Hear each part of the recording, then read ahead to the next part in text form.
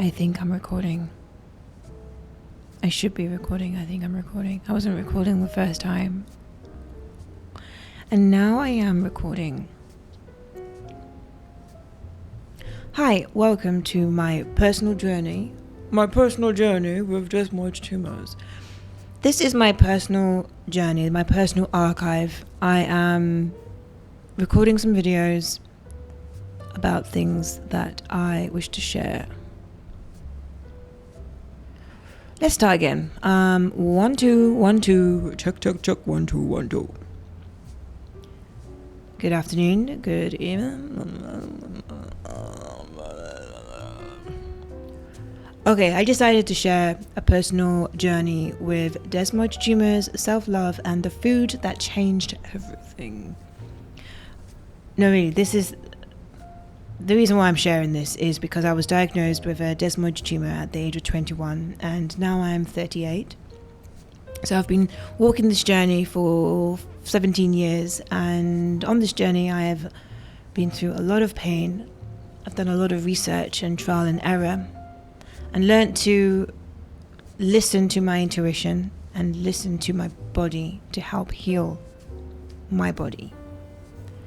I know my body better than any doctor, and so do you.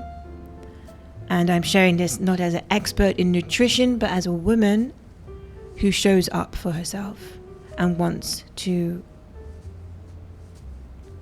heal, wants to create the best foundation for a good life. And that's why I'm sharing this. So I'm going to be sharing with you what I eat, or what I prefer to eat to live my best life. Let me just go through the slide, right? Because it's all here. I'm sharing with you not a diet. It is a relationship. It is a ritual. It is a remembering with oneself. This is how I return to myself when I've drifted off the path. This is what I should be eating when I am triggered. And instead of reaching for a slice of cake to emotionally regulate myself, I eat something that's healthy and nutritious. This is how I show myself love. This is how I become the best version of myself, is through my diet, because it has a knock-on effect on everything else. My energy, my sleep, the way I perform, the way I think, the way I absorb and share information. Like, for example, today I am sleep deprived. I did not sleep very well last night. I'm not on top form. I am not a woman who has eaten her Weetabix. I'm stuttering, and the old version of me would be like, no, I'm going to wait for a better day. I'm going to wait until my hair's done. I'm going to wait until the light's this certain way. I'm going to wait until I've scripted everything and I know I'm going to say absolutely perfectly. But if you know what Chiron in the 6th house or Chiron in Gemini means, it means that just do it. Don't wait for it to be perfect. Just get it out there. So this is what I'm doing. I'm sharing with you in this imperfect way what happens when I eat right for me. And it is a brand new world. The pain fades. Not to say that the diet, the food, is the root cause, because desmoid tumors are very complex, and it's different for everybody. Not all tumors are the same. Not all cancers are the same. Anyway, I'm digressing. So what happens? Pain fades, muscles relax, swelling reduces, inflammation goes down, sleep deepens. I wake up earlier before the sunrise. My face softens, my eyes are bright and full of vitality. Energy glows from the inside out. Cravings go quiet. Menstruation cramps disappear. I breathe easier. I have deeper dreams. And I feel like I'm home. I feel like I'm me. I feel like my words flow. I'm in flow, like I'm productive, I'm on top form, I do the best. That's what happens. And yeah, number one is it's far more difficult for the pain to be in pain when You are eating alkaline, anti-inflammatory foods. The fire steadies, the fire goes down, right? So I don't call it keto. I would say this is soft keto. This isn't no fruit. This isn't super strict. This is not bacon and cheese. This is clean, colorful, healthy food with a high amount of good fats, moderate protein, lots of plants, lots of liquids, herbs, broths. This is a bone broth I made the other day. This is not my picture, and the beans and rice don't make it keto, but I love the plate. It's full of variety and colors and flavors, and this is my ideal plate of food. This is my fridge from a couple of weeks back. I've got some green juice, I've got some steak in there, kale, potatoes. This is when I was not strict keto, but I'm not eating the potatoes right now. And this is not my plate, but it is a delicious looking plate of food. Chickpeas don't make it keto, but I would eat chickpeas for a source of protein. I've decided I was going back to strict keto. I tried it for like 2 weeks, and then I was like, okay, this is difficult. It's to not eat any carbohydrates, to not eat any starch, to not eat any sugar whatsoever. It's difficult. It's challenging. Not to say impossible, but it's challenging. So what do you eat? What do you go full in on? The veggies, the spinach, the kale, the courgettes, cucumbers, all of the greens, the herbs, parsley, basil, mint. Eat these freely, saute them, steam them, roast them, blend them, make them into smoothies. These are your non-starchy healing heroes. Eat these in abundance, man. These are your source of nourishment. Then we've got the fats. These nourishment and fuel. These are not the enemy. These are my brain. Whew. These are your bombs of nutrition to keep you going for the day. The avocados, the coconut oil, the olive oil, the hemp and chia seeds, the coconut creams and olives. Use these liberally. These support your hormones and skin and gut. It's pretty simple. Proteins, keep them clean. Quality over quantity. Keep it simple. Roast, grill, slow cook, pan fry. Eggs organic if possible. Everything organic if possible. Wild if possible. Do what you can within your means, right? Grab those organ meats. Liver, heart. I like liver. I tried liver with the barbecue the other day, and the first time I've tried it. Very, very nice. Liver on the barbecue. Woof. Fantastic. Fruits. So fruits is not part of a keto diet, but this is my keto. This is my soft keto. So keep them clean, keep them anti-inflammatory. Figs are naturally high in fiber. These are great for digestion and blood sugar balance. Antioxidant rich, especially dried ones in small amounts. They have anti-inflammatory properties, and they're also a symbol of sacred femininity. You could also have donut peaches in moderation. They have a lower glycemic load than many other tropical fruits and is soft on digestion, packed full of skin-loving vitamin C. And then my go-tos are coconut, blueberries, blackberries, raspberries, cranberries, any berries, the expensive ones, of course. Not your apples, not your bananas, not your pineapples. These are not on my fruit bowl. Although you will see pictures possibly in the future of fruit bowls with said fruits. So, again, moving forward, soft keto. We're doing it soft keto here. My favorite slide. Salts and supplements, super important, and often looked over are the trace minerals that are found in salts, missing from your run-of-the-mill table salt. So you want to stock up on Celtic sea salt. That's the slightly moist one, the grey one on the right, you see there. Fantastic. I find it very grounding, full of deep flavour. Rose salt, sea flakes, great. You can razzle and dazzle your dishes with this, but the Celtic sea salt is definitely my go-to. A little bit more expensive than your run-of-the-mill salt, but highly worth it, full of flavour and minerals that you will not find in the other salts. So I like to create a mix with the base being the Celtic, and then the other ones kind of like just jazzing them up really. But the mix I've made right now is not that fantastic, and I've put too much black salt in it, which has like these higher salty notes, very tangy, very top of the tongue, and I'm missing that Celtic sea salt to balance it out. We are made up of mostly the ocean, right? We're water and salt. So you want to also get sea salt for the morning drink, packed full of magnesium,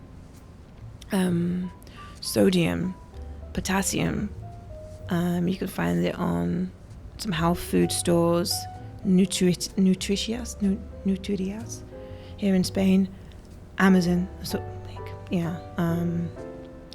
then for my personal self, for myself, my health, for my healthy self, I take folic acid. This is for my future healthy self and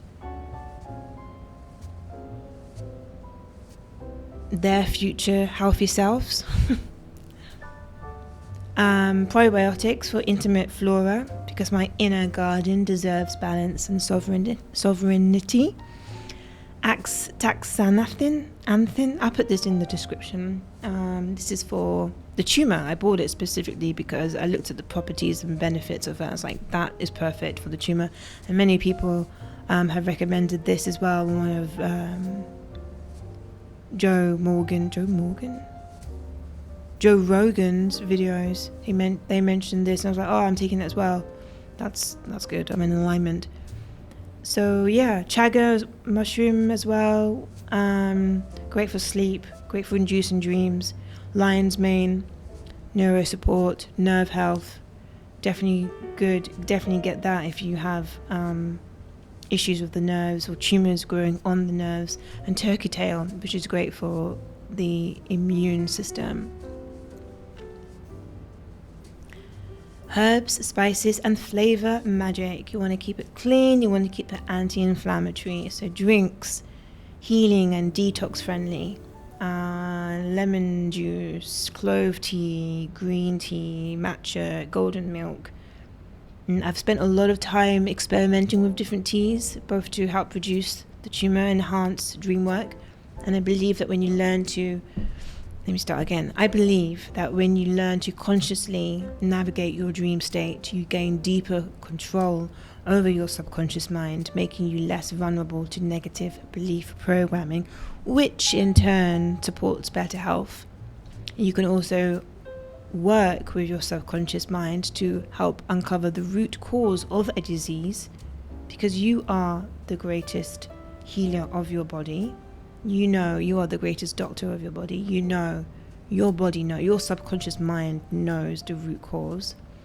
However, it is important to approach this idea of healing yourself through the subconscious mind from a place of integration and healing, which sounds like a paradox, because it's not there as an attempt. It shouldn't be an attempt to bypass the deeper process. Health challenges, unfortunately, this is the bittersweet reality of our existence as a human being. Sometimes health challenges are part of our soul's journey and are part of our growth. And although that perspective is one that could be although that perspective can be seen as controversial, I do think it's worth considering. The foot is not separate from the toes, and it's important to look at things in a holistic way. If we're looking at the physical body, we also need to look at the spiritual and the emotional body. But yeah, it's a whole nother TED talk. And let's move on to drinks. So we spoke about drinks really, but number one go-to drink is water, and healthy water, filtered water. I use a Birkfeld. This is from a British company, not to be confused with a Berkey, which is a company from the United States who have at least one lawsuit against them because their filters do not filter what they claim to filter, whereas a Birkfeld has numerous certifications that certify that their filter filters what they filter. So get yourself away from the plastic bottles.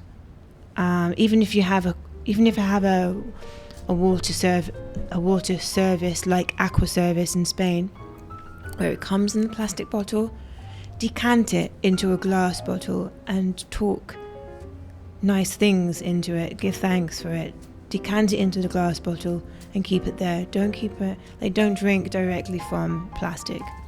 And that goes for animals as well as humans. This is me for my 17 years of learning how to live with a debilitating tumor that was painful and restricted my mobility, and there was no cure or way out of it. There was no pharmaceutical pill that was gonna save my pain, like make me pain-free. There's nothing that could make me pain-free. It was only me and my actions were gonna make me pain-free. So what can I do physically, mentally, and spiritually to help me live the best life I can with a challenge? So we avoid and we limit the alcohol. 7 years sober. I say I'm 7 years sober, even though recently, in the past year, I've had like a finger or 2 fingers worth of wine. It was wine that was made by my neighbour who have a vineyard very close by, organic, ecological. So I wanted to try it. I didn't want to be rude. I accepted their gesture as a kind invitation, as a kind toast to welcome myself to this new neighbourhood. But I don't drink. I'm not a drinker. I don't drink alcohol for numerous reasons, and maybe I'll go into that in a different slide deck, but I stay away from that. It doesn't help. It especially doesn't help with my subconscious mind, with my dreams, and not for me. Processed foods, they are so tantalizing and tempting. They don't do anything for your body. Same with grains, wheat, rice, corn, and oats. Again, I will be fairly not so strict with these, because depending, like in my house, no, I don't want to cook with these, but outside, will I make exceptions? Same. I will. Same with potatoes and sweet potatoes, cow milk. No to seed oils. So no fried things outside. Of course, we give ourselves grace, right? But this is my self-love. This is the highest form of self-love that I feel I can give to myself. My dog eats grain-free, and his water is filtered, so I deserve the same. I deserve to be grain-free. And it's not about restricting myself from grains because of control. It's about, this is how I talk to my body. My body does not like it when I eat pasta or wheat or any of these grains.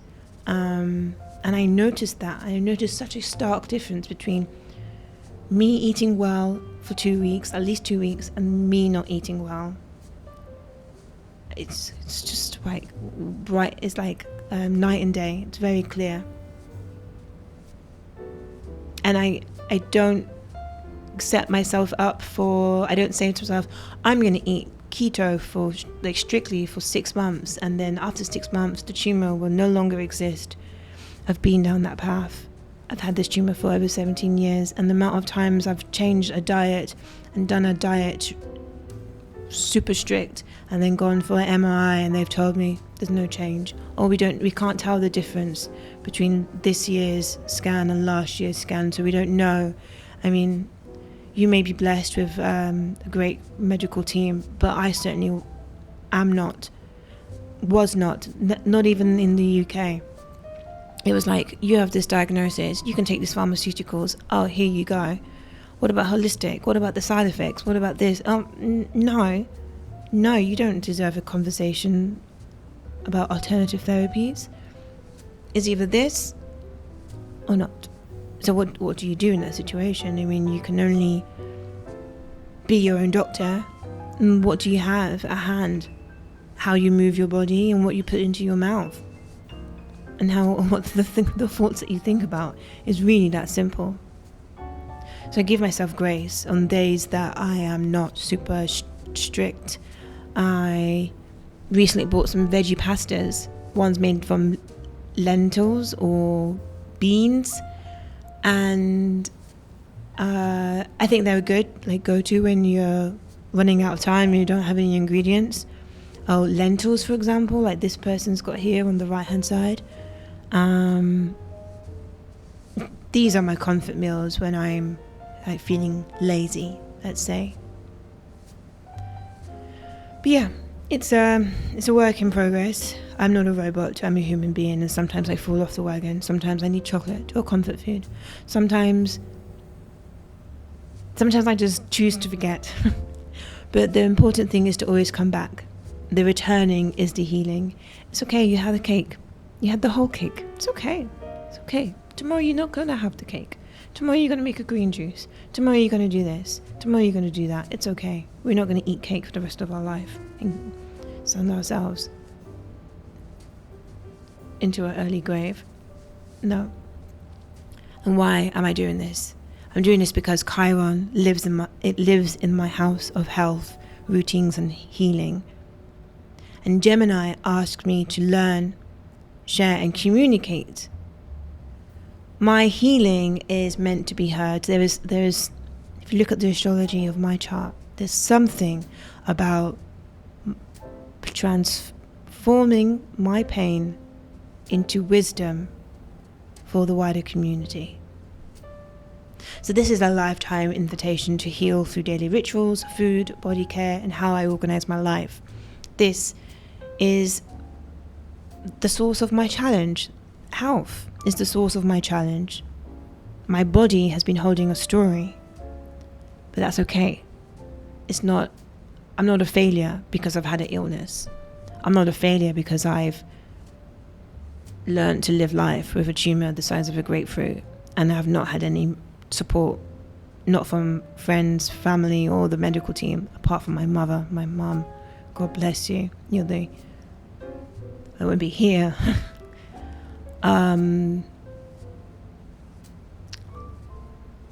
So yeah, Gemini, Chiron in the 6th house in Gemini. This brings the communication layer to this healing wound, right? So there's something about communicating my needs, how I speak about my past, my pain, how I name my needs, how I ask for help. My healing is going to come through curiosity, through making these slide decks and uploading them with hardly any edits to YouTube. Just say, fuck it. Stop trying to erase all of the errors and mistakes and, I didn't look good in that one, or I didn't say it didn't come out how I wanted to say it there. Maybe I should cut and also just, I'm not gonna edit this. I'm just gonna put music and a room tone over it and just upload it to YouTube because I want to get these done. And now is the time. because writing, speaking, and sharing my story is becoming a part of my healing process, and hopefully maybe it will become a part of your healing process. Maybe you watching me share this will inspire you to share your story. And I don't care if I am not seen by 20 people. If 5 people manage to make it to 20 minutes, 25 minutes of this video, then thank you so much. Thanks for being here. Something in this message obviously resonates with you. Perhaps you have Chiron in your 6th house, perhaps it's in Gemini, and communication is where your wound is.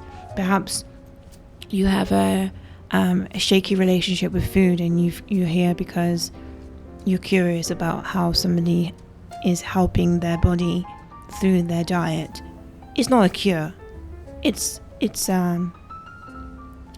like rowing your boat with an oar rather than a spoon. I'm not going to tell you what time it is. It's lunchtime. This is me. Lunchtime. This is what's gonna come.